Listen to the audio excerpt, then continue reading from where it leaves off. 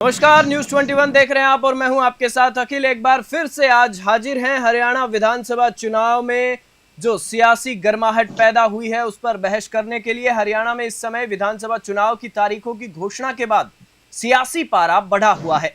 सभी राजनीतिक दल कैंडिडेट के नाम और चुनाव में उतरने की रणनीति पर मंथन कर रहे हैं। कांग्रेस लगातार विधानसभा चुनाव में इस बार अपनी स्थिति मजबूत मानकर चल रही है और पार्टी को लगता है कि वह 10 साल के वनवास को खत्म कर सत्ता में लौट जाएगी। फिर भी राहुल गांधी की सलाह पर हरियाणा में आम आदमी पार्टी के साथ गठबंधन पर भी चर्चा तेज हो गई है। आम आदमी ने 10 सीटों पर दावा ठोका है तो वहीं कांग्रेस भी 6 से 7 सीटें देने पर सहमत हो सकती है। इसी बीच चर्चाएं जोरों पर है कि किसको टिकट मिलेगा और किसका टिकट कटेगा, क्योंकि जेजेपी, इनेलो, बीएसपी, आजाद समाज पार्टी जो है, इन सब ने गठबंधन किया है। कांग्रेस है, बीजेपी है, इन सब ने अपने अपने तरीके से है वो चुनावी रणनीति तैयार की है। और अब सबसे अहम बात, आज हम चर्चा करेंगे जगमोहन सिंह जी, और इसके साथ ही जो आज हमारे साथ जुड़ रहे हैं, पहले ओपी सिहाग जी, जिला अध्यक्ष हैं जो कि जजपा जो पार्टी है उसके, और पंचकुला से। सबसे पहले ओपी सिहाग जी, मैं आपका बहुत बहुत आभार व्यक्त करता हूं, आपने अपना कीमती समय निकाला। धन्यवाद जी, मेरी तरफ से भी आपको और आपके चैनल को बहुत धन्यवाद कि आपने मुझे इंटरव्यू के लिए चुना। जी, मैं सबसे पहले ओपी सिहाग जी, आपसे पहला मेरा प्रश्न ये रहेगा कि अगर मैं बात करूं भारतीय जनता पार्टी की, तो भारतीय जनता पार्टी इस बार के विधानसभा चुनाव में जो तीसरी बार है वो सत्ता में आने का प्रयास कर रही है, और हरियाणा जो कि जाटलैंड के नाम से जाना जाता है, वहां पर ब्राह्मणों और वैश्यों को साधने में जुटी हुई है। तो इसमें क्या कुछ कहेंगे आप? देखिए, आपने जो जाति की बात की है जी, जाटलैंड है या ब्राह्मणों को साधने की बात की है या बड़ियों को साधने की बात की है, हमारी पार्टी बातों में विश्वास नहीं रखती जी, हाँ, भाजपा जरूर धर्म की बात करके, कभी जाति की बात करके लोगों को प्रभावित करने की कोशिश करती है। लेकिन मैं थोड़ा यहाँ बता दूं कि हरियाणा की जनता जो है ये सारी बातें समझ चुकी है, वो धर्म और जाति के नाम पर किसी के बहकाव में नहीं आने वाली जी, और इस वक्त हमारा जो नेता है, युवा चेहरा है दुष्यंत चौटाला जी, वो बहुत बड़े नेता के तौर पर पहले भी थे, उभर के आ रहे हैं। जब से उनके साथ समझौता हुआ है एएसपी के साथ जी, 2 युवा नेता चंद्रशेखर आजाद जिसे रावण कहते हैं और दुष्यंत चौटाला जी, दोनों मिलकर एक बड़ा धमाल मचाने वाले हैं स्टेट के अंदर। जी जी, ओके जी, मेरा जी जी जारी रखिए। तो जो आपने कही कि भाजपा तीसरी बारी बात भूल जाए वो लोग, उनका जो पीछे जो भी उससे पहले 5 साल पहले राज किया था, उसके बाद में जो किसानों के, मजदूरों के, आमजन के प्रति उस पार्टी के प्रति बड़ी भारी रोष है। और मैं नहीं समझता कि आमजन जो है भाजपा की नीति पर विश्वास करेगा जी। इनकी सबसे बड़ा मुद्दा ये होता है कि किसी तरह लोगों को धर्म और जाति के नाम पर बांटो और राज करो। जो अंग्रेज करते थे डिवाइड एंड रूल, वही पॉलिसी ये अपना रहे हैं। लेकिन इस बार हरियाणा की जनता ने मन बना लिया है कि वो इन बातों में नहीं आके और सिर्फ अच्छी छवि वाले जो प्रदेश के वाकई में भला करना चाहते हो, प्रदेश में विकास करना चाहते हो, उनके साथ जाने का मन लोगों ने बना लिया है। और वो दुष्यंत चौटाला सबसे उपयुक्त जो है मुख्यमंत्री पद के दावेदार है। जनता पार्टी इस बार बड़ी उभर के सामने आएगी। जी, ओपी सिहाग जी, मेरा आपसे अगला प्रश्न ये है कि जिस प्रकार से आपकी पार्टी ने एएसपी से गठबंधन किया है, तो अब जो आपकी पार्टी है जननायक जनता पार्टी जेजेपी जिसे कहते हैं, वो कितनी सीटों पर कांग्रेस और बीजेपी और अन्य जो राजनीतिक दल है उन्हें टक्कर दे सकती है अच्छे खासे तरीके से? देखिए, इसमें 2-3 जिलों को छोड़कर 2-3 जिले हैं जहां पर हमारा प्रभाव कम है।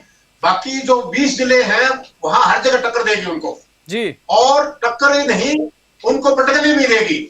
आज जो हरियाणा का युवा है, महिलाएं हैं, सब समझ चुके हैं और धीरे धीरे चीजें समझ में आ रही हैं कि पीछे इन लोगों ने, कांग्रेस ने मिलके, भाजपा ने मिलके दुष्यंत चौटाला जी के ऊपर बहुत बड़े लांछन लगाए थे, बहुत बड़े आरोप लगाए थे कि ये किसान विरोधी हैं, ये युवा विरोधी हैं, महिला विरोधी, काफी बातें उनके बारे में सड़क तय की गई थी। लेकिन जो दुष्यंत चौटाला जी और हमारे जो वर्कर हैं पार्टी के, वो स्पष्ट करते जा रहे हैं, लोगों बीच में जा रहे हैं। और दोबारा से जो माहौल चौटाला साहब का पहले होता दुष्यंत जी का, जो 2019 से पहले का था, वो कांग्रेस दोबारा लौट आया है। और पार्टी बकायदा सब पार्टियों को टक्कर ही नहीं देगी, इनको भटकने नहीं देगी। जी, जिस प्रकार से आपने बताया कि आपकी पार्टी इनको टक्कर भी देगी और पटकनी भी देगी, तो मेरा आपसे अगला सवाल यह है कि जिस प्रकार से बीजेपी और कांग्रेस दोनों ही इस बार खिलाड़ियों को भी मैदान में उतार रही हैं, तो क्या आपकी पार्टी भी हरियाणा के जो एथलीट्स हैं उन्हें टिकट देगी? इसमें देखो ये विचार भी चल रहा है, अभी टिकटें फाइनल नहीं हुई हैं और हर सीट के मेरिट के हिसाब से देखा जा रहा है। हो सकता है अच्छे खिलाड़ी भी पार्टी के कैंडिडेट के रूप में उभर कर सामने आए। जी, और मैं आपसे ये भी जानना चाहूंगा कि दुष्यंत चौटाला जी हैं, वो कहां से चुनाव इस बार लड़ सकते हैं? वो उचाने से लड़ रहे हैं और 5 तारीख को नॉमिनेशन फॉर्म भर रहे हैं, यानी कल। जी, उचाना जो उनकी कंस्टिट्यूंसी है, जहां से अभी उन्होंने पहले चुनाव लड़ा था लोकसभा का, पीछे 2014 में बने थे, उसके बाद में 19 में चुनाव लड़ा, फिर वहां से एमएलए बने, बहुत ज्यादा वोटों से, करीब 60,000 के ज्यादा वोटों जीते थे, और अब दोबारा वे चुनाव लड़ रहे हैं वहीं से। जी, मैं आपसे एक ओपी सियाग जी ये भी जानना चाहूंगा कि दुष्यंत चौटाला जी ने एक इंटरव्यू के दौरान ये कहा था कि इस बार सत्ता की जो चाबी है वो भी हमारे पास होगी और सत्ता का ताला है वो भी हम ही खोलेंगे, तो इसके पीछे के मायने क्या हैं? यस, इसके पीछे यही मायने हैं कि हम बहुत ज्यादा सीटों पर जीत कर आ रहे हैं और सत्ता के बिल्कुल करीब पहुंच चुके हैं। और लोग, जैसा मैंने पहले बताया आपको कि आम जन जो है वो पहचान चुका है कि उनका हितैषी कौन है हरियाणा का असली। और हितैषी क्यों है? क्योंकि उन्होंने उप मुख्यमंत्री रहते हुए, पहले एमपी रहते हुए बहुत ऐसे कार्य किए हैं जो जन हितैषी थे, आम लोगों की भलाई के लिए थे, चाहे इसमें किसान की बात हो, चाहे आम आदमी की बात हो, चाहे महिलाओं की बात हो, युवाओं की बात हो, तो लोग अब समझ चुके हैं और उनका बिल्कुल क्लियर सोच है कि दुष्यंत को अगर आगे लाते हैं तो ये स्टेट जो है बहुत आगे जाएगा। तो इसलिए हम कहते हैं कि ताला भी हम खोलेंगे, चाबी हमारे पास है।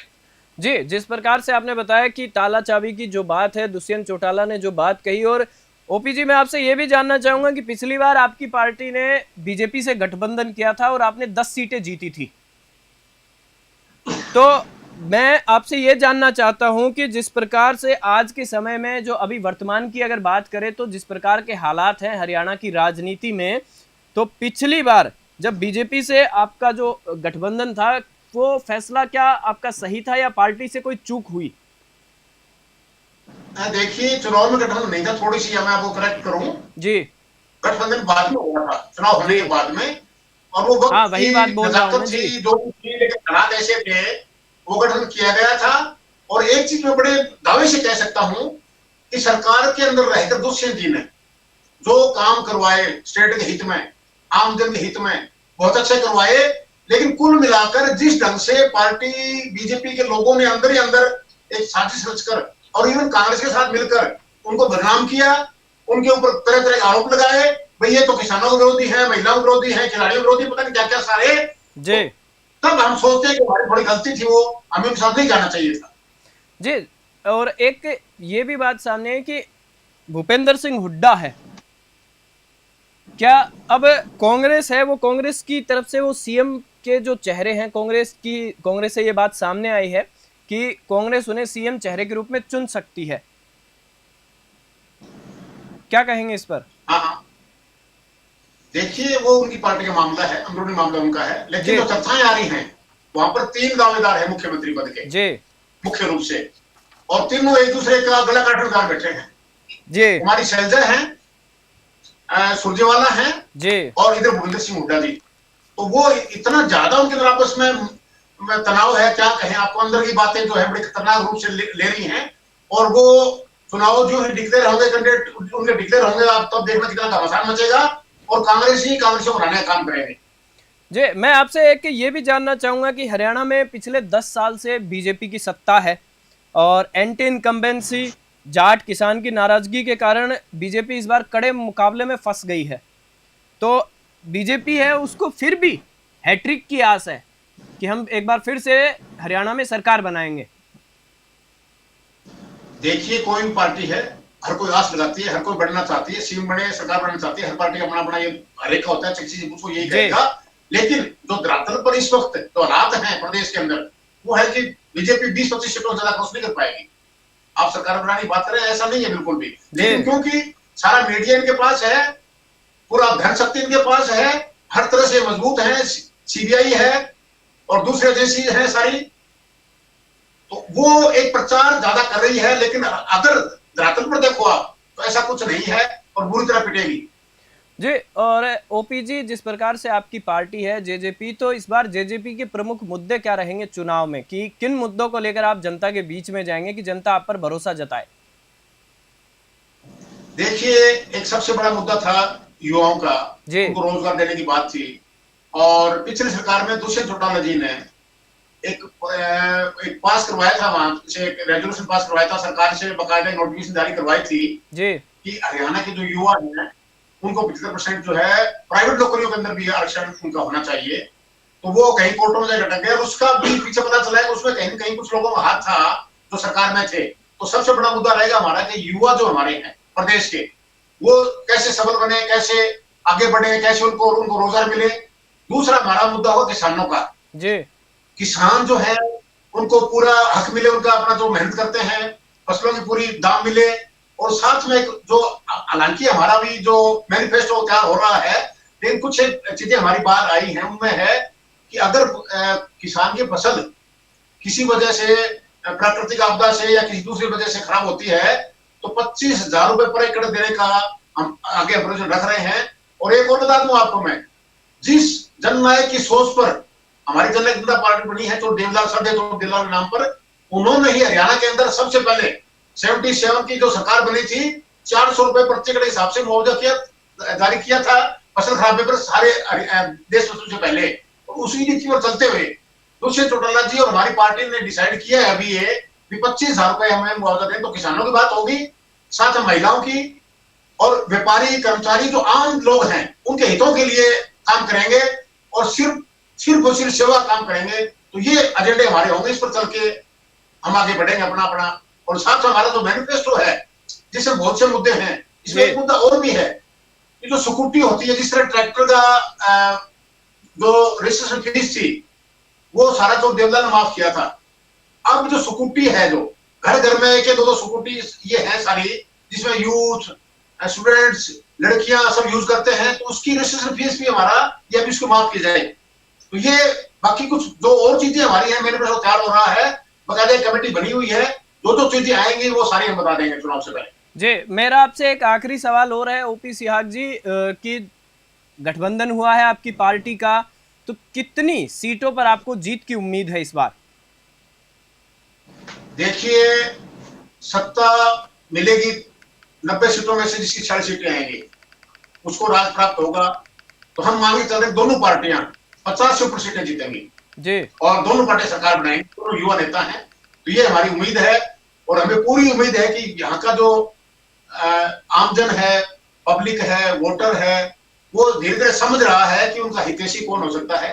तो ये हमें पूरी उम्मीद है। जी, आपका बहुत बहुत धन्यवाद ओपी जी, जिस प्रकार से आपने हमें हरियाणा की राजनीति से रूबरू करवाया, वहां पर क्या चल रहा है, किस प्रकार से आपकी पार्टी के मुद्दे हैं। हम एक बार फिर से आपसे जुड़ेंगे जब लिस्टें जारी हो जाएंगी, जब चुनाव की तारीखें नजदीक आ जाएंगी, तो हम एक बार फिर से आपसे रूबरू होंगे। फिलहाल के लिए आपका बहुत बहुत धन्यवाद। धन्यवाद जी, धन्यवाद जी। तो जिस प्रकार से ओपी सिहाग, जो कि जिला अध्यक्ष हैं जेजेपी के पंचकुला से, उन्होंने बताया कि किस प्रकार से उनकी पार्टी है वो गठबंधन के बाद 50 से 60 सीटें इन्होंने जीतने का अनुमान लगाया है। और बात करूं बीजेपी की और बात करें कांग्रेस की, तो बीजेपी है वो एक बार फिर से तीसरी बार सत्ता में आने के प्रयास में जुटी हुई है, और कांग्रेस है वो लगातार 10 साल के वनवास को खत्म करने पर उतारू है कि किसी न किसी तरीके से बीजेपी को मात दी जाए और हरियाणा में कांग्रेस की सरकार बने। इसके साथ ही आम आदमी पार्टी ने भी 10 सीटों पर दावा ठोका और कांग्रेस भी 6 से 7 सीटें देने पर सहमत हो सकती है, इस प्रकार की चर्चाएं हैं। क्योंकि हरियाणा में विधानसभा चुनाव है वो इस बार, उसमें बहुत ही गहमा गहमी देखने को मिल सकती है। इसके साथ साथ इस बार चर्चाएं ये भी जोरों पर है कि किसको टिकट मिलेगा और किसका टिकट कटेगा, क्योंकि पूर्व गृह और स्वास्थ्य मंत्री हरियाणा के अनिल विज, जो पिछले काफी दिनों से अपनी ही पार्टी से नाराज चल रहे हैं, अब क्या उनको बीजेपी टिकट देगी या नहीं, इसको लेकर भी चर्चाएं हैं। और जो मुख्यमंत्री हैं हरियाणा के, उन्हें भी आज दिल्ली बुलाया गया है। अब देखने वाली बात यह होगी कि लिस्टें कब तक जारी होंगी और उनमें किन किन का नाम आएगा और किन किन की टिकटें कट सकती हैं। और ब्रेक के बाद हम एक बार फिर से आपसे रूबरू होंगे। ऐसे ही कुछ अन्य नेताओं के साथ, कांग्रेस बीजेपी के नेताओं के साथ हरियाणा के जो हैं, और उनसे बातचीत करेंगे चुनावी मुद्दे पर, किन किन मुद्दों को लेकर वो चुनावी मैदान में उतर रहे हैं। और फिलहाल के लिए मैं आपसे इजाजत चाहूंगा। नमस्कार, धन्यवाद, जय हिंद।